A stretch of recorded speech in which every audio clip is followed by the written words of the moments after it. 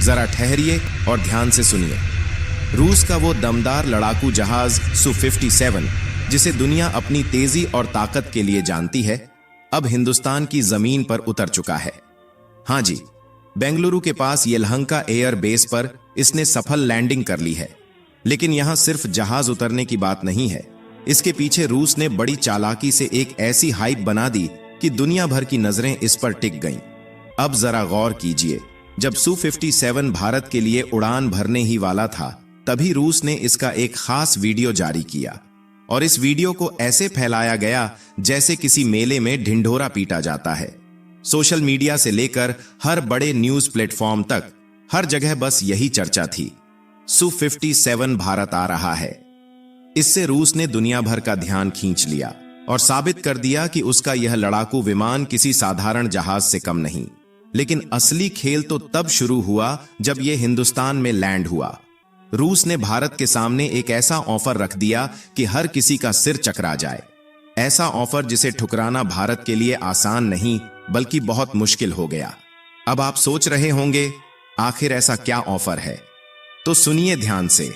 Defence experts का कहना है कि रूस ने भारत के सामने एक जबरदस्त प्रस्ताव रखा है। रूस सिर्फ Su-57 भारत को बेचेगा ही नहीं, बल्कि इसकी प्रोडक्शन लाइन यहीं भारत में ही लगाने को तैयार है। यानी अब सोचिए, अगर यह डील पक्की होती है तो भविष्य में भारत में ही ये दमदार लड़ाकू विमान तैयार होंगे, वो भी अपनी जमीन पर। इतना ही नहीं, रूस ने भारत की सबसे बड़ी चिंता का हल भी निकाल लिया है। भारत को सबसे ज्यादा चिंता थी कि Su-57 पूरी तरह से स्टेल्थ नहीं है, यानी दुश्मन के रडार इसे पकड़ सकते हैं। और इसका सबसे बड़ा कारण था इसका पुराना इंजन। तो रूस ने इस दिक्कत को हल करने के लिए नया इंजन तैयार कर लिया है। अब बताइए, मामला सिर्फ एक जहाज आने का नहीं है, यह एक बहुत बड़े सौदे की शुरुआत है। सवाल यह है कि भारत इस प्रस्ताव को लेकर क्या फैसला करेगा। क्या हम इस सौदे को स्वीकार करेंगे या फिर इसे ठुकरा देंगे? अब यह देखना दिलचस्प होगा। दोस्तों, अब असली कहानी तो यहीं से शुरू होती है। रूस के आयल सीरीज इंजन की बात करें तो यह छोटा मगर ताकत का ऐसा धनी है कि इसके लगते ही Su-57 पूरी तरह से स्टेल्थ लड़ाकू विमान बन जाएगा। यानी दुश्मन के रडार पर इसकी परछाई तक नहीं पड़ेगी। हां, इसमें थोड़ा समय लगेगा, करीब 2 से 2.5 साल। लेकिन रूस कह रहा है कि अगर भारत चाहे तो इस काम की रफ्तार और तेज कर सकता है, ताकि भारत को मिलने वाला Su-57 100% अदृश्य और अपराजेय बनकर तैयार हो। लेकिन दोस्तों, मजा तो अब आता है। असली धमाका तो इस ऑफर में छुपा है, जिसने भारत को सोचने पर मजबूर कर दिया है। रूस ने सिर्फ Su-57 बेचने की बात नहीं की, बल्कि एक और बड़ा वादा कर दिया, भारत के अपने स्वदेशी MK स्टेल्थ लड़ाकू विमान के निर्माण में मदद करने का। जी हां, रूस ने कह दिया कि MK बनाने में भारत को जिस भी चीज की जरूरत होगी, वह हर तरह की मदद देने को तैयार है। लेकिन एक पेंच बाकी है। रूस की मदद कैसी होगी? क्या वे टेक्नोलॉजी देंगे? क्या भारत को इंजन डिजाइन या किसी और तकनीक में कोई खास मदद मिलेगी? यह सब तो डील की बातचीत में साफ होगा। लेकिन फिलहाल इतना जरूर है कि रूस ने भारत के सामने एक बड़ा लालच डाल दिया है। अब जरा सोचिए, रूस यहीं नहीं रुका, उसने एक और पत्ता फेंका। खबरों की माने तो रूस अब Su-57 की कीमत तक घटाने को तैयार है। वजह, अमेरिका का F-35।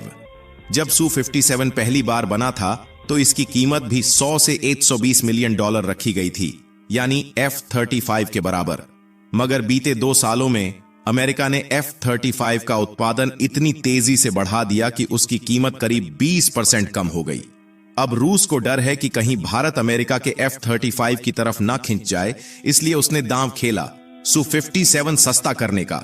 लेकिन दोस्तों, क्या सिर्फ कम कीमत से यह सौदा भारत के हक में होगा? क्या वाकई रूस वो सब देने को तैयार है जो भारत को चाहिए, या फिर यह सब सिर्फ एक बड़ी रणनीति का हिस्सा है? अब असली सवाल यही है, भारत के लिए कौन सा कदम सही होगा? क्या हम Su-57 के इस नए ऑफर को स्वीकार करेंगे? और क्या रूस की मदद से MK को नई उड़ान मिलेगी? बस यही वो मोड़ है जहां से भारत का अगला फैसला पूरे रक्षा जगत को चौंका सकता है। दोस्तों, अब कहानी और भी दिलचस्प हो रही है। अमेरिका ने अपने F-35 की कीमत घटाने के लिए उसकी प्रोडक्शन लाइन को इतना बड़ा और तेज बना दिया कि उसे बनाना न सिर्फ आसान हो गया बल्कि सस्ता भी। पहले जिसकी कीमत $120 मिलियन के आसपास थी, वह पिछले साल घटकर $100 मिलियन रह गई और अब तो हालात ऐसे हैं कि यह $80 मिलियन से भी कम में बिक रहा है। अगर सटीक आंकड़ा बोलें तो F-35A की लागत करीब $78 मिलियन तक आ चुकी है। अब जरा सोचिए, रूस ने भी Su-57 की कीमत को इसी दायरे में लाने की तैयारी कर ली है। अब यह सुनकर कोई भी कहेगा, वाह, इससे बढ़िया ऑफर क्या मिलेगा। न सस्ती कीमत का झंझट, न कोई और शर्त, बस सौदा पक्का और लड़ाकू जहाज हमारे। लेकिन दोस्त, यहीं रुकिए। सिर्फ दाम कम होना ही सौदा फायदे का नहीं बनाता। अगर आप Su-57 के इतिहास से वाकिफ हैं तो आपको पता होगा कि रूस हमें पिछले 2.5 साल से यही ऑफर देता आ रहा है। हां, एक बार तो हम इसे स्वीकार भी कर चुके थे और करीब $2 बिलियन तक दे भी दिए थे, लेकिन फिर हमने अपना हाथ पीछे खींच लिया। क्यों? क्योंकि हमें इस प्रोजेक्ट पर भरोसा नहीं था। अब यह मत सोचिए कि यह शक यूं ही था। आज से 5 साल पहले जो फैसला हमने लिया था वह बिल्कुल सही साबित हुआ।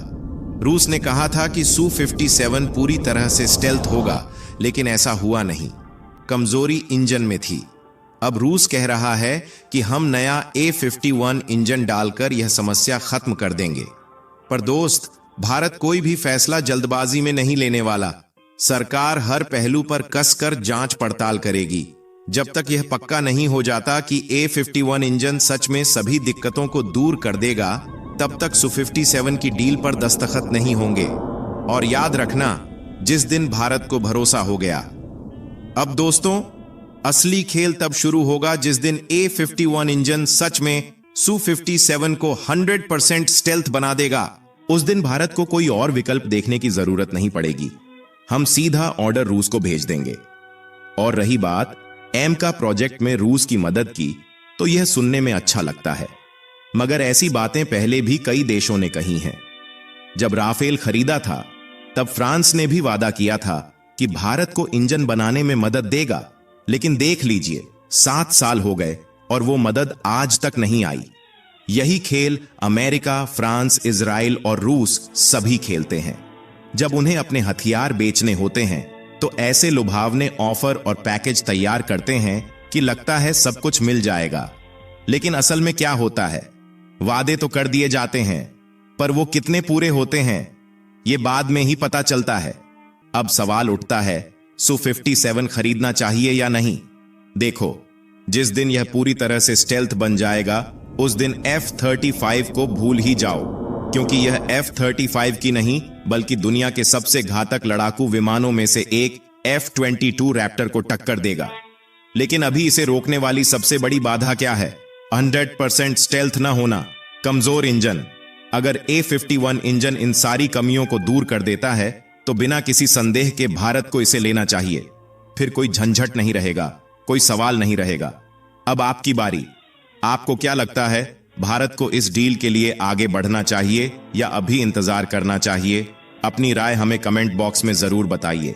अगर वीडियो पसंद आया हो तो इसे लाइक करें, चैनल को सब्सक्राइब करें और इसे अपने दोस्तों के साथ जरूर शेयर करें। जय हिंद, जय महाकाल।